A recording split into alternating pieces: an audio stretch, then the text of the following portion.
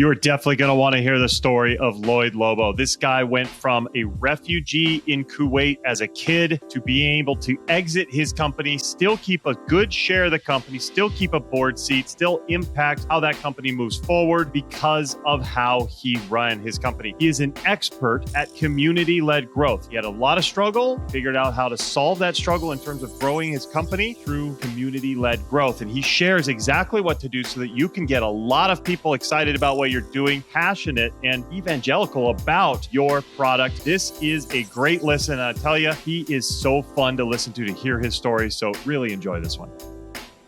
Welcome to Scale Your SaaS, the podcast that gives you proven techniques and formulas for boosting your revenue and achieving your dream exit. Brought to you by a guy who's done just that multiple times. Here's your host, Matt Wolach.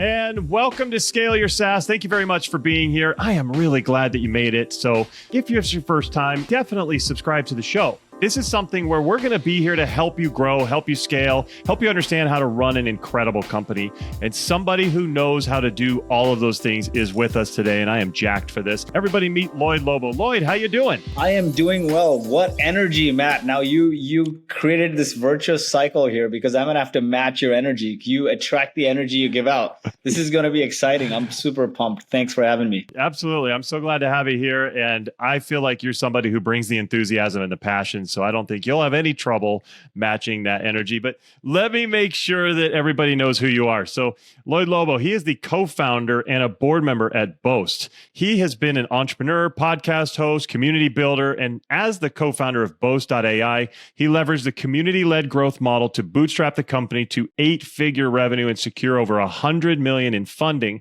while also co-founding Traction, which is a community empowering over 100,000 innovators through connections, content, and capital. Boast is a fintech platform that provides R&D funding to help innovative companies fuel their growth. So Lloyd absolutely understands growing companies, scale, and making sure that he helps others along the way. So Lloyd, once again, thanks for coming on the show. Thank you for having me. I've heard great things. I love your show. So I'm super pumped, super excited to be in front of your community. Awesome. Thank you. Well, tell me, what have you been up to lately and what's coming up for you? Definitely. So not too long ago, we sold a majority stake in the company at Boast, right? 52 some odd percent, and had a transition. So me and my co-founders stepped out of the day-to-day of the company. As a part of that, I went through my internal journey of what do I do? This company was my identity. I had probably over the last several years last 10 years, only focused on business, on work, right? Did a couple of failed startups, Boast, Traction, that whole work environment, that community, that was my tribe, that was my identity. So leaving the day-to-day of Boast and stepping to a board was actually a hard decision for me. I ended up probably depressed. I ended up clueless what to do.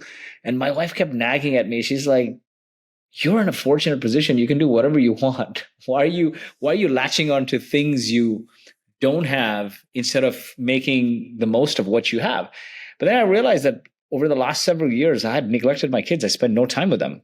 So ejected out of San Francisco Bay Area and moved to Dubai, a location where it's completely disconnected, but still have a lot of friends but not that same day-to-day vibe, hey, run, hustle, you got to do a company. It's a different environment, which is more relaxed, more subdued. Everything is done for you, kind of like Disneyland for adults. So I came upon all this free time and I started to reflect on my journey as a kid growing up. And there was a very common thread in my life. It was community. My grandparents grew up in the slums of India. My mom grew up in the slums of Mumbai. And as a kid, when I used to visit my grandparents, it was all community. It was all people coming together. They lived in this probably 4 walls that was maybe fit for 3-4 people, but 10 kids and 2 parents lived in there, and a tinfoil roof. And every time I'd visit India, I'd ask my grandfather, why do you have this stranger living here? And he would tell me the only way to create abundance in life is to help others without expecting anything in return. And those memories as a kid, it used to rain every summer. I'd go and puddles would turn into ponds and we were swimming in the muck. And watching TV was a social activity because not many of those houses, it's hard to say houses because I don't know what to call it, right? Those structures had TVs. So like every night you'd watch TV or a movie that would come on the cable television, people would come in and watch. So they're cooped in, and like others are watching from the grills of the window. I remember like you'd get fresh milk from the cows, and there was like a cow shed there. And one evening, as a kid, I wanted to bring a cow home, and they let me bring it. So like that was a very community vibe. And then I was 9 years old. One morning, my mom wakes me up and says, "Hey, I don't think you can go to school anymore. There's a war has been hit. It was a Gulf War in Kuwait." My first reaction as a kid was I knew I was going to fail grade 4 because I had studied for a math exam. I always used to procrastinate as a kid, show up, it's a geography exam. My mom wakes me up and she's like, "I don't think you can go to school. The war has hit." My first reaction is, yes, you're never going to find out I failed. But then when it sank in, right, when it started to sink in, I see the worry on their face. Currencies are invalid. There's no phones. You don't know where you're going to go. And that day, I went down the building with my dad and saw concerned faces around. And people are trying to figure out, what do you do, right? The security has completely lapsed. Saddam Hussein has taken over the country with his troops. There's no certainty of what's going to happen. And so people started to come together and say, okay, you know what? I'll guard the building from 8 to 12. You guard it from 12 to 4. I'll organize food. I'll organize supplies, yada, yada. And that's when I realized, like, what is communities? Like, somebody has an aspiration or a problem, they look around, others face the same, they come together. And every building became a sub-community, and the word of mouth spread, coordinated with the UN, embassies, and it became the largest evacuation movement probably in its time and took us to safety. And as I went from Kuwait to Baghdad to Jordan on this rickety bus on the highway of death, buses were bombed. You weren't sure you're going to live or die. Currencies are invalid. Probably there should have been concerned adult faces around the bus, but all I could see is my parents, our friends, all these adults singing, playing the guitar, laughing. And I'm like, what is going on here? And then I realized, like, it's neither the destination nor the journey. It's the companions that matter the most, right? You could be on the highway of death on the way to hell, but great companions make it memorable. Or you could be sipping champagne with, sipping Dom with caviar or with toxic people and want to get out of there, right? And then after that, made our way to Canada. Yeah, you've been there. Have you ever been in a room? Yeah. You energy vampires. You just don't want to be there, right? So true. So true. And when I look at the slums of India or the Gulf War, and then after engineering, I made my way to Canada with my parents. After graduating engineering, worked at a number of startups. Actually, I finished engineering, and the first job I took was cold calling for a small company. An entrepreneur I talked to said, the best skill you can learn if you want to be an entrepreneur someday is sales. And I agree. Sales is everything. Fast forward today. So true. Sales is finding your first customers, figuring out and prioritizing what to build, convincing your wife after repeated failure to do the next startup, convincing Yes. investors, evangelizing the press, employees to join on low pay. It's everything. But so through that cold calling job, my parents were losing it, right? You're making $30K dialing for dollars. Our friends' kids did engineering. They're working at Microsoft and Google. What are you doing, right? But made my way from Canada to the United States because my girlfriend, who's also refugee of the Gulf War, went to med school and worked at a series of startups. After a few failures, then connected with my best friend from college who was in the space and wanted to do a startup in this R&D tax credits, R&D funding, because he was doing it manually at Big Four accounting firms. And when we came together to make cold calls to people to see if they'll buy the service, nobody would talk to us. Imagine I randomly call you and say, hey, you know what? If you give me your product development information, I'll get you some money from the government. You're going to think like, 10 years ago, you're going to think this is like a spammy thing. And even if they do it, why should I give two randos my data when I can go to a Big Four accounting firm? And so we were getting slammed shut a lot. We're like talking to like companies that couldn't even use the service. And so the light bulb went on, is like, hey, community is part of like the DNA here, like mine personally. And the one thing I can do is rely on that community. We had, as a function of being a part of failed startups, had a bit of a network. And, it's never the product you're selling, but it's the outcome you're driving for the customer. And we knew people wanted R&D funding to accelerate innovation. They wanted to accelerate innovation to drive business growth. Why can't they? What stops them from driving business growth is all these things that they don't know. So that was a time where podcasts didn't exist. There were no like tactical events. It was all very high level. So we started finding founders in our network who was a level up from our audience to come and share behind closed doors their learnings. How did you get your first customers? How did you write your first sales scripts? How did you build your first product? How do you make your first few hires, right? Like, how do you run a marketing campaign that generates results? Like, just not straight from the people who did it, the founders or the early employees. And then our messaging changed from, hey, buy my stuff, to, hey, we're hosting an event with X influencer or X person who's going to talk about Y topic that's relevant to your business. We got 10 spots. Would you love to come? There's going to be some pizza. People started coming. First meetup, 10 people showed up. 15, 20, 30 people started showing up. One fine day, 200 people landed at that co-working space, and they're like, guys, this is not a pizza night meetup. It's a full-blown conference. Fast forward now 7-8 years, that's evolved into a large community traction. It helped us bootstrap to almost 10 million in funding. Almost 10 million in revenue, and lots of funding between debt and equity, took over 100 million. We met our investors who bought the company through that community. They came to an event. We met the guys who gave us the 100 million debt facility through that community. So it's done a lot. So that was the other reflection. Then I left the day-to-day of the company. And like I said, I ended up depressed, drunk, overweight. I was like, I lost my identity. So I started just dabbling in things and things to overcome it, right? Like a lot of what we do to battle depression is what? Medication, meditation, and masturbation. Masturbation being euphemism for all the other things you do. You don't go to the root cause.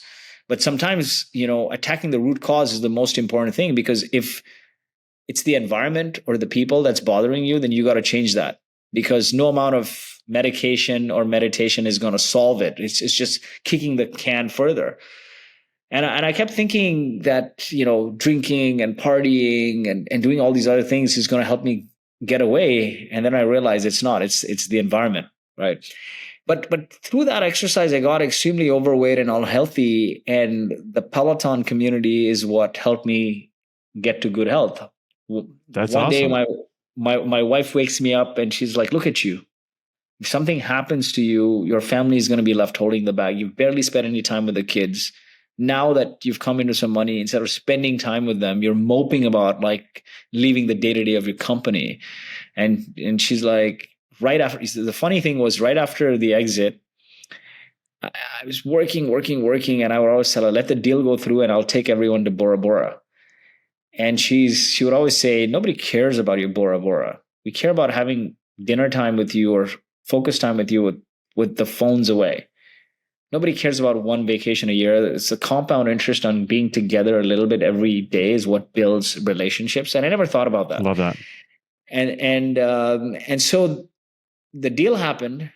We booked everyone to Bora Bora, my family, my parents, my sister. 2 days before Bora Bora, I got bilateral COVID pneumonia. I was hospitalized, unable to breathe. Oh no. And I promised myself after that incident that I'd come back and spend more time with the kids and get better. But old habits die real hard. The company obviously came into funding and growth mode. We added like 80, 100 people. And it's just, things got chaotic. And my daughter comes to me and she's like, Dad, everything you said in the press and to us that if you died, your biggest regret would be you didn't spend enough time with us was a lie. And I'm like, sweetie, listen, I don't know what to say. We got lots of people. There's, it's chaotic times when you grow from like 30, 40-ish to 120, 130-ish. We got to do right by them. And she's like, Dad, why don't you go work for somebody who thinks like you so I can have my dad back? Right. And so a lot of these conflicting things as I departed the day-to-day was eating me. And my wife's like, you might not get a third chance if you rely on these things, these external things to get your mind off it. Right. It has to come from within you. The glass is always half full. So that night, as I lay on bed, unable to sleep, I see the Peloton, which we had for like 4 years, but turned into a clothing rack. So I'm like, let me hop on. Like, she's given me the health lecture over and over. She's a physician. I'm going to hop on. I hop on. The instructor, coincidentally, I get this instructor, which I'm glad that happened. I felt an instant connection. She was coming off maternity leave and didn't feel as strong. And so she brought her vulnerable self and she said, hey, I don't feel as strong. I'm weak. I can't ride as before. I don't want to do this. And then she yells out, self-pity is toxic. One crank, one shift, one ride on the block. I can, with Eye of the Tiger from Rocky playing. So that one ride went so fast, turned into 2, turned into 3. And it's a community I relied on, people high-fiving each other. I was looking forward to my daily rides, streaks. And so when I came back to good health and freedom, and as I reflected, I'm like, I've been an entrepreneur working like 80, 100 hours a week for the last 10 years. I don't know how to sit and do nothing. And I have all this free time. And my journey from my parents being in the slums of India to having, literally slumdog millionaire, being financial freedom, the one thing I can do is pay homage to the community, right? And so I started talking to hundreds and thousands of people about community, researching, and just trying to see if there are parallels to my learnings. Like we bootstrap Boast based on that, we got our investors, and started to find very common threads, and then started talking and asking the same questions and found 13 common rules amongst all these community-led businesses from Harley Davidson to HubSpot that I put into a book called From Grassroots to Greatness, 13 Rules to Build Iconic Brands with Community-Led Growth. And the one common theme there, though, one common theme in that journey was, which you'll find funny, is from Christ or Christianity to CrossFit. There are 4 common themes, a very common framework. Really? People listen to you or buy your product. You have an audience.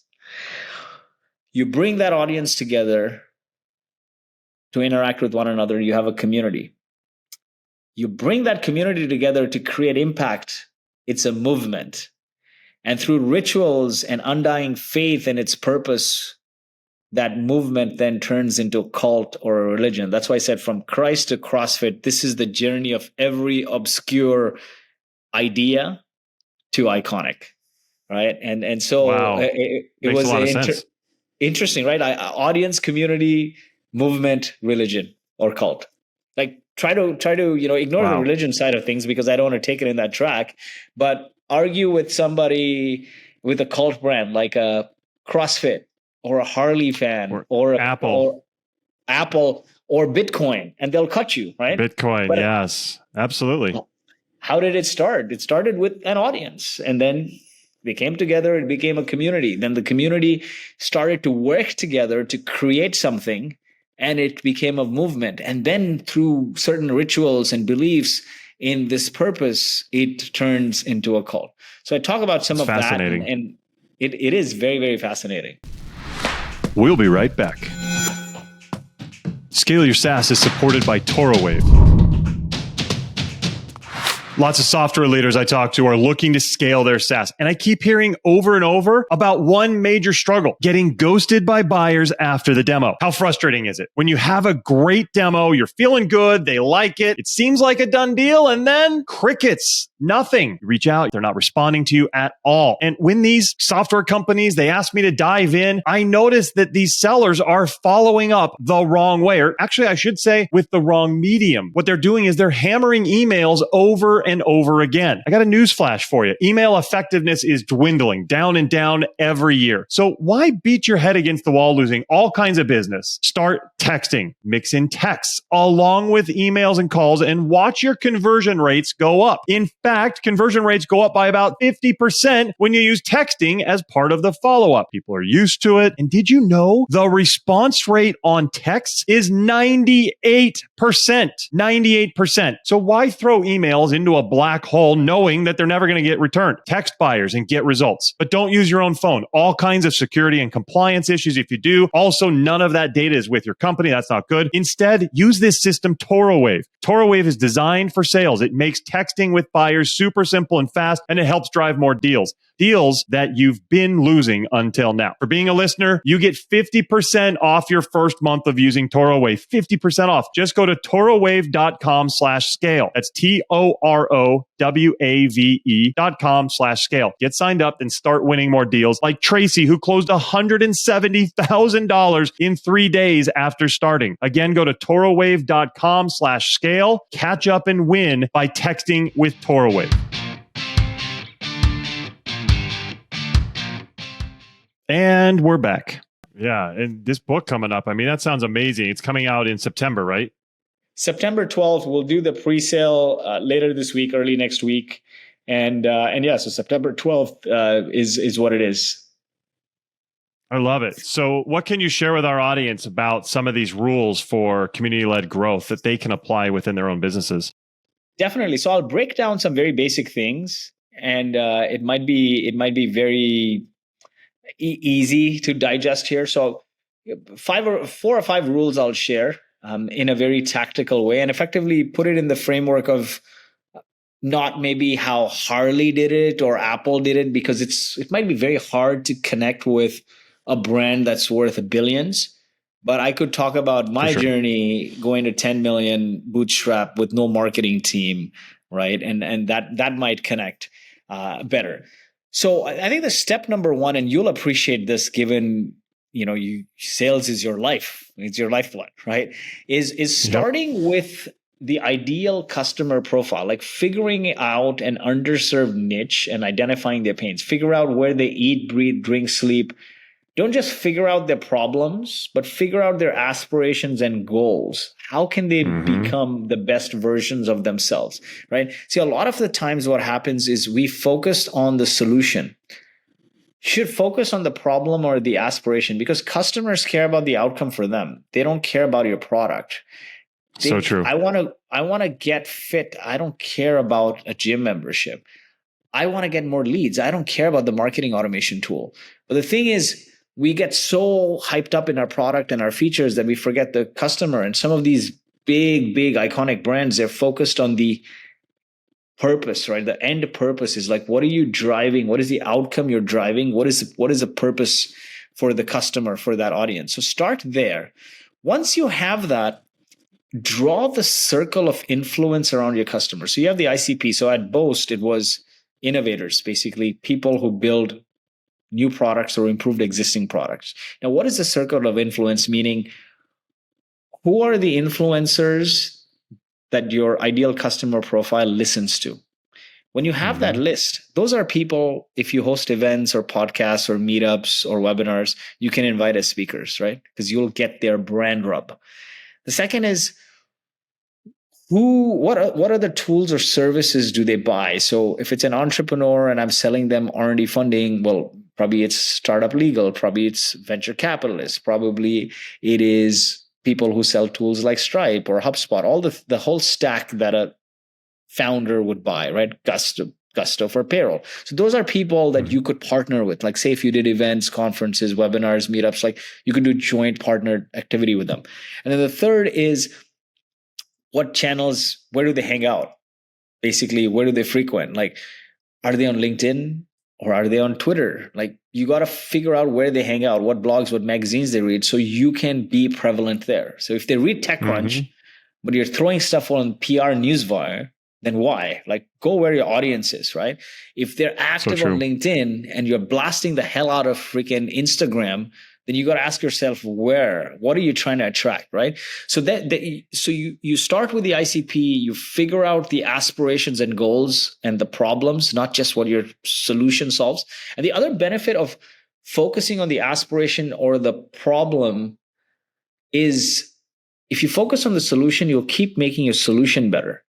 If you focus on the problem and the customer's aspiration, you'll grow beyond your solution to a big iconic company, right? Because if you look at every company that's 100 million in revenue, they're always multi-product companies. Like Salesforce, Salesforce, way billions in revenue. They don't just have the CRM. They have the CS and they have the marketing automation. They have services. Every major company has a second act and a third act and a fourth act. If you just focused on your solution, you'll never see beyond your product. You have to understand, what is the customer's aspiration? What are their goals? What are they trying to drive? What are they trying to become? And that's how you can make that leap of adding product 2, product 3. So it's very important. And that's how you can come up with also with content, right? If you only think about your solution, you'll only ever talk about your solution. But if you think about the customer's aspiration, you fall in love with your customer and you can help them become successful beyond your product or service. You obviously, HubSpot, which we're all familiar with.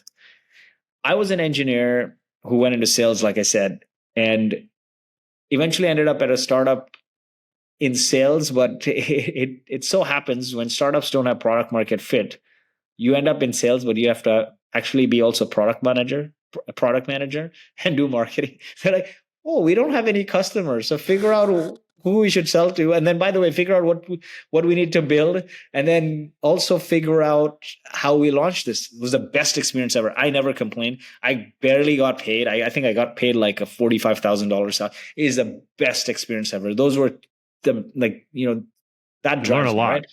You learn so much. But during that time, this was, I think, 2005 or 6. There was no content around digital marketing, online marketing, or anything. So I started Googling, and all I found was HubSpot's inbound community and their inbound marketing certificate. And I remember Gary Vaynerchuk, chubby little guy selling wine TV, was teaching a course on YouTube marketing, like how to create YouTube videos. So I learned a lot as a function of that.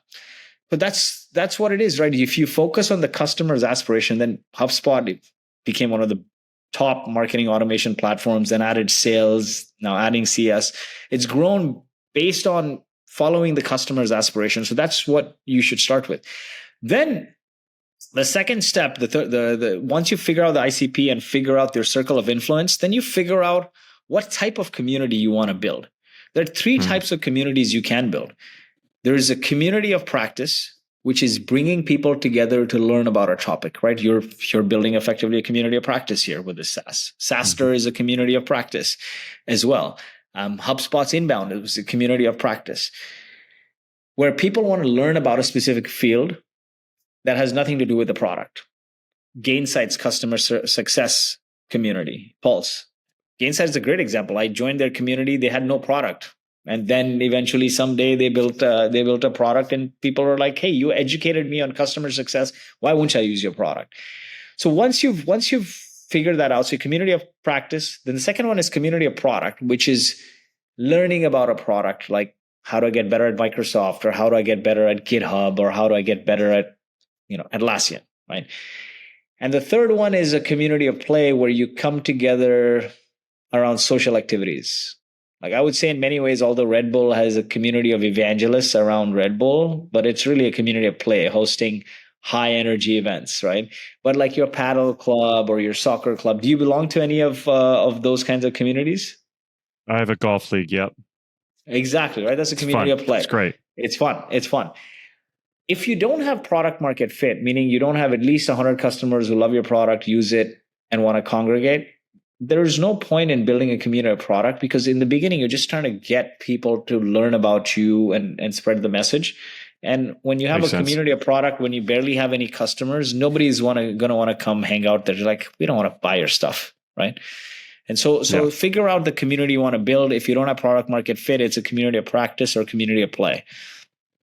Then you start following that framework of audience, community, movement, religion. And creating the audience can start with ICP. Write down 100, 200 burning questions that your audience has so you can generate a repository of ideas. Like think, hey, if I have to write this ultimate guide to XYZ, what chapters, subchapters, and topics it would include. Then you can turn that one form of content into multiple forms, right? Like, so you interview, say, you have your list of influencers, interview them on a live Zoom, like on a Zoom webinar. Turn that into the video for YouTube, the audio for podcast. Turn the shorts into YouTube Shorts, TikTok, Insta Reels. Take the text, post it on LinkedIn, on Twitter. So you start building a bit of an audience there. Consistency is key. You can turn a series of videos into an ebook or a course like on Maven or one of these cohort-based learning courses, or just a recorded course on Thinkific or something like that. But you start building an audience. The key is consistency, though. A lot of people are not consistent, right? The first meetup we did, if we just stopped after the third meetup because only 10 people were showing up, then we'd give up, right? But because we kept that consistency, we got kicked out of the co-working space when 200 people showed up one day, and it turned into traction eventually. And then during the pandemic, we had to, cancel a conference, and we didn't know what to do. We had 54 or 55 speakers lined up. I personally couldn't bring myself to do a 2-day virtual summit because I can't sit through a virtual summit personally. So I'm like, I'm never going to organize this, let alone if the tech fails. You know how that happens. 100 moving parts. So I requested every speaker to join us for a live AMA session once a week. And that gave me live webinars for a year. Now, blasted our same audience, and every week 500-600 people would show up. But very quickly, within a matter of a month or two, we started getting requests from other speakers to join because people like that format of 1 hour a week, like a TV show. They tune in. So we made it 2 a week, and now you're getting 400 or 500 people tuning in. Videos went to YouTube. Our YouTube on average, that's awesome. YouTube's, if you go to the Traction Conf YouTube, you'll see each session in the past several months averages 8,000 to 10,000 views. And then that grew our email database. Went from, I think in the pandemic, from 30,000 subscribers to 100 and some odd thousand subscribers over a 2-year span. That's phenomenal. But the first few ones we did, 40, 50 people showed up. If we weren't consistent though, it's done, right? And just staying with it. I talked to so many leaders who try something and it might have been the right thing, but they never gave themselves a chance to prove it. They never gave themselves a chance to get better at it and show themselves that that's the right thing. And so they stop it before it ever evolves into that phenomenal, perfect way to drive leads or get people excited or close deals or whatever it is. So I love that you're saying that. Be consistent, be persistent with it, keep it going. And I think that that's really critical. That is very critical. Consistency. So Jason Lemkin did the foreword on my book, From Grassroots to Greatness. And on his foreword, there's a quote I used which says, consistency is the magic ingredient that turns small actions into big achievements.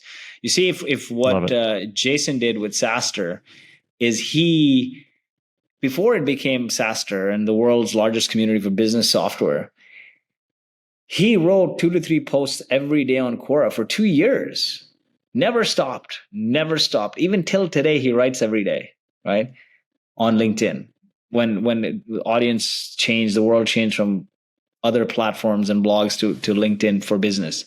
Sure. That consistency is key, man. We stop and really consistency is what leads to eventually becoming an overnight success. We talked about our friend Melissa Quanier. She'd been writing on LinkedIn every day, almost every day, or 3-4 times a week for the last year and a half or so. And lately, every post of her has been going viral, like 1,000+ views in the last 6 weeks, right? She's had like a hit every 6. So it takes time. So you got to be consistent. So once you do that, you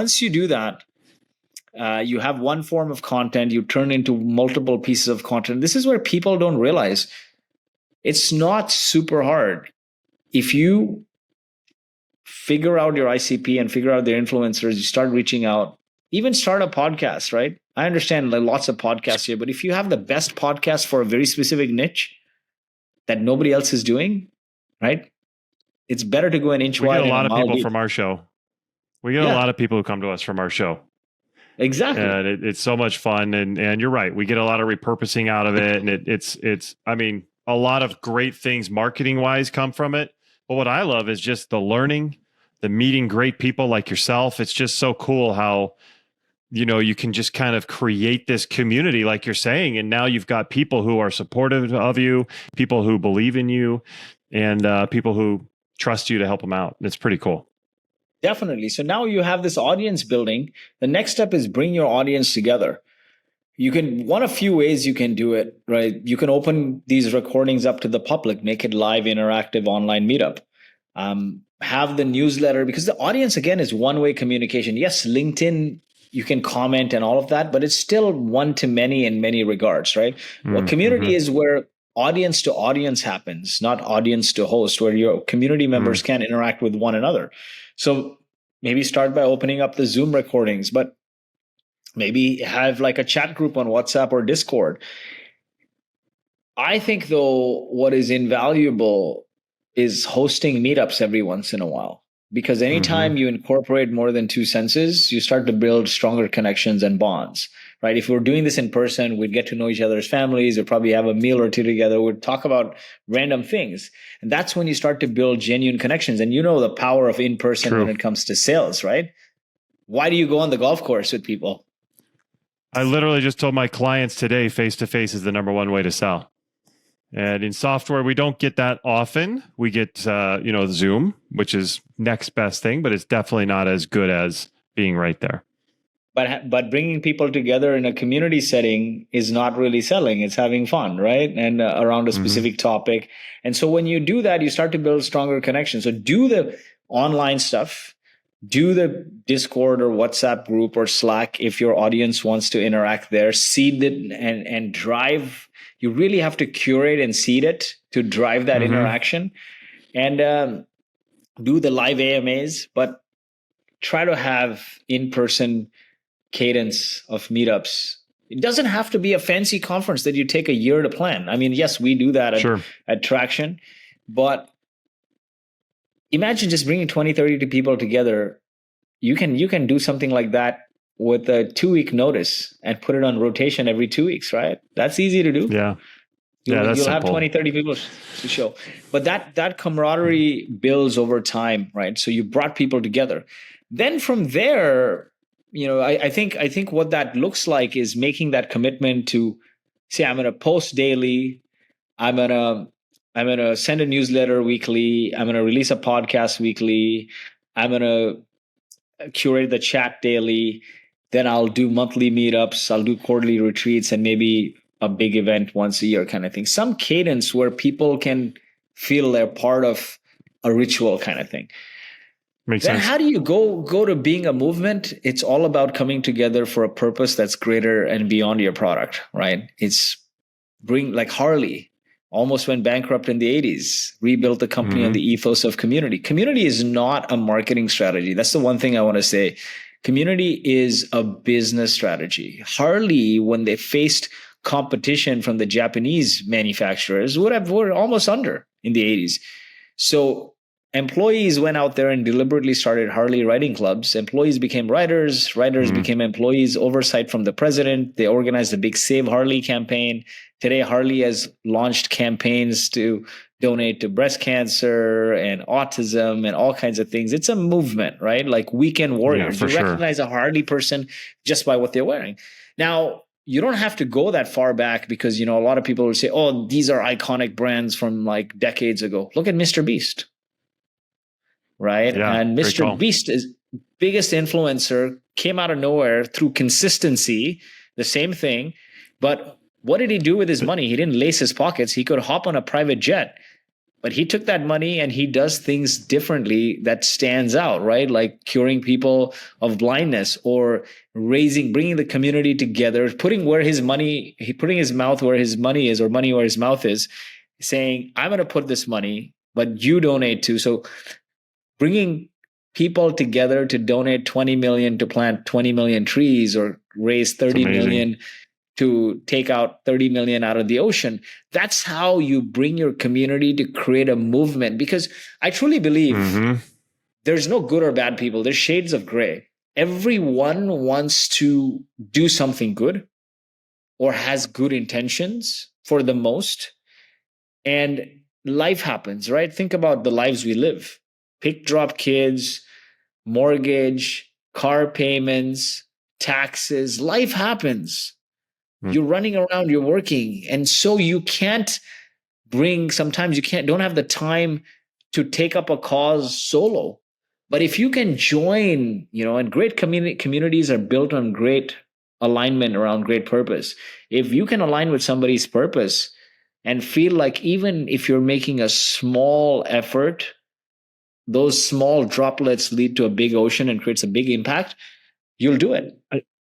I love it. I love it. And as we wrap here, something about Mr. B, since you brought him up, the reason he was able to make that impact is because you go back to your consistency.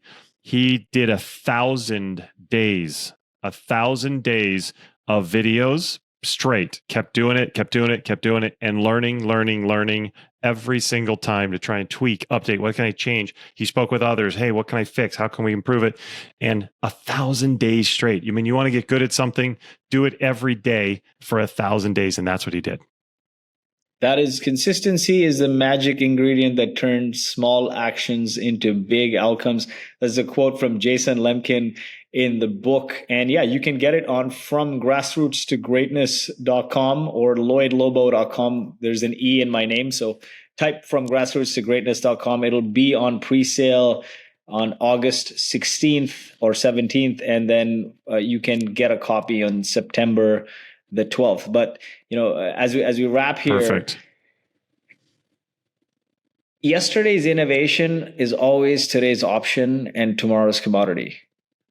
If you build a community, you won't become a commodity. Look at Apple. It always talks about the aspiration. It doesn't have better features than its competitors, not quite. It's always talking about the aspiration. Look at Nike, the same thing, right? Nike has probably one of the largest communities of athletes with its running clubs, basketball clubs. It's around the aspiration, not the product. When you sell features, you die with those features. When you sell the aspiration lives on forever. And so building around the purpose is what people want to align on, especially in today, right? In 2023, we're talking about record number of layoffs.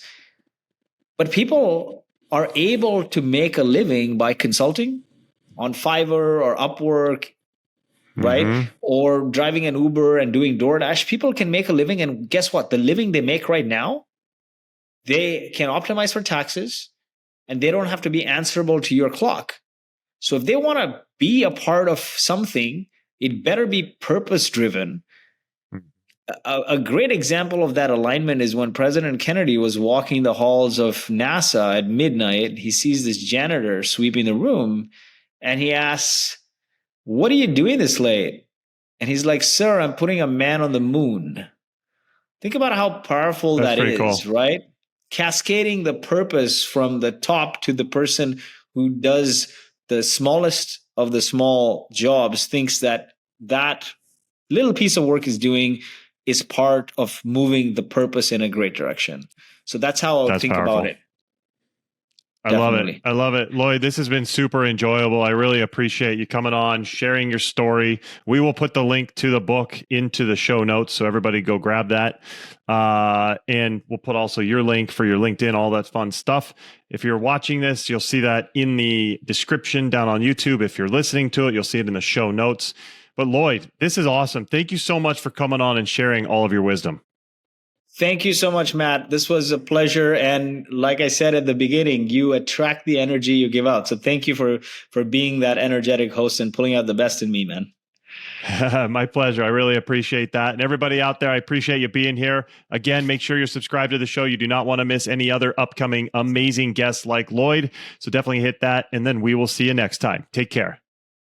Awesome.